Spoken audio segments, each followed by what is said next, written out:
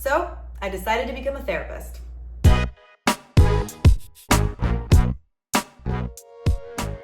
Dear future therapists, I'm Gabriela and welcome to my YouTube channel. So I decided to create this YouTube series for anyone who's considering becoming a therapist, anyone who's currently enrolled in a program, or anyone who's just nosy and wants to know what the process is like. It's fine, you're welcome to. And at the end of this video, I'm gonna give you some insight into some of the more surprising elements, things I wasn't expecting about the program that have been pleasant and maybe not so pleasant experiences. So I think what first catapulted me onto the journey of wanting to become a therapist was my own therapy journey, which began during the COVID-19 pandemic.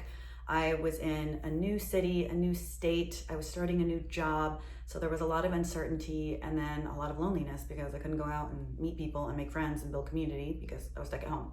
So when I started therapy, it really just opened up my world in terms of increasing my self-awareness and just tools and things that I could use to just really become a better person, improve my relationships, and all those wonderful things. And then my last job was actually working as a television host, in which I had a lot of creative freedom to create content on issues that I cared about. And one was mental health advocacy, specifically for the Latino community. So in researching that episode and interviewing psychologists and therapists and advocates, I realized there was so much stigma in my own community. I'm Mexican American, around getting help, around mental health treatment. It really inspired me to want to decrease that stigma in my own community and then later actually go to school and become a therapist because I wanted to sort of practice what I was preaching in a sense and show up as a culturally competent therapist to treat people within my own community. A very smart woman, Lori Gottlieb, psychotherapist. She actually also used to work in entertainment. I think she was a producer on ER. She put it this way: I wanted to go from telling people stories to changing people's stories. It really couldn't sum it up better than that. So really my reason for becoming a therapist boils down to wanting to destigmatize mental health in the Latino community, a culture that is near and dear to my heart as a Mexican American, understanding myself and others better, and changing people's stories, increasing self-awareness and helping people have better and brighter futures. And I really can't think of anything more rewarding than that.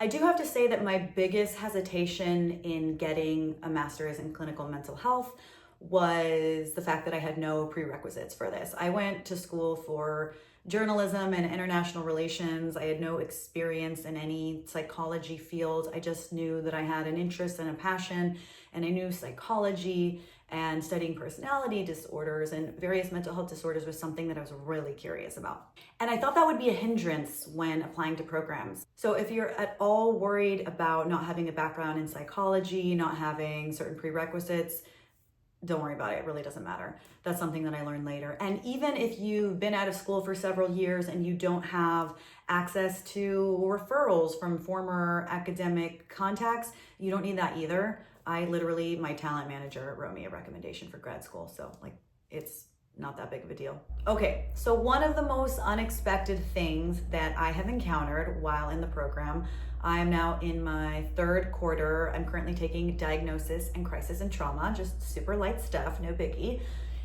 is the amount of biases and prejudice that the program really challenges you to confront while you're practicing therapy. For example, if a certain population of people is particularly triggering to you, maybe they have a different political affiliation, maybe they come from a religious background that you don't align with, maybe it's a certain culture that rubs you the wrong way, you'll be confronted with challenging those biases because as a therapist, you have to be open to working with all types of people. And that is a big part of the program, is really looking at where those biases come from, and it requires you to do a lot of deep work into sort of unmasking the layers of those prejudices, which I think is really important, and is also just really good for becoming a better human being and understanding yourself and other people around you better.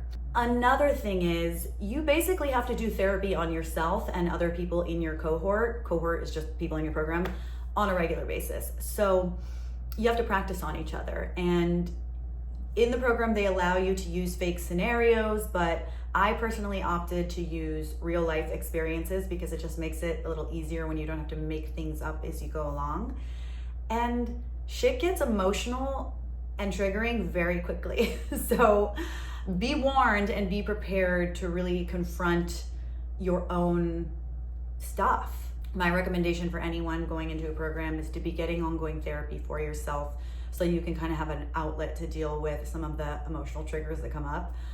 And I'll definitely go into that more in later videos, but we actually had to do our first suicidal assessment, and the professor needed a volunteer to act as like the mock client, essentially the suicidal client, so that she could demonstrate what a suicidal assessment looks like.